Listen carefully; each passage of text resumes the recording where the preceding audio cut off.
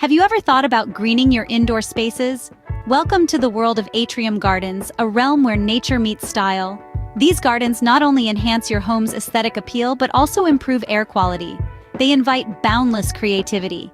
Imagine having your own oasis right in your living room. Creating an atrium garden might seem daunting, but it's actually quite straightforward. Begin with mapping out your space.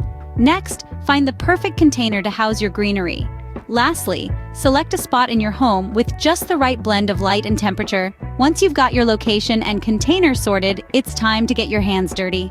Now that you're all set, let's move on to the exciting part. Start by adding proper drainage, followed by choosing the right soil. Next, select plants that match your aesthetic and can thrive in your space. Remember, an atrium garden is your personal canvas. Let your creativity shine. And there you have it, a slice of nature right inside your home. We've walked through planning, selecting the perfect container and location, preparing your chosen container, and finally selecting suitable plants. If you enjoyed this guide and want to see more like this, don't forget to give this video a thumbs up and subscribe to our channel. Happy gardening!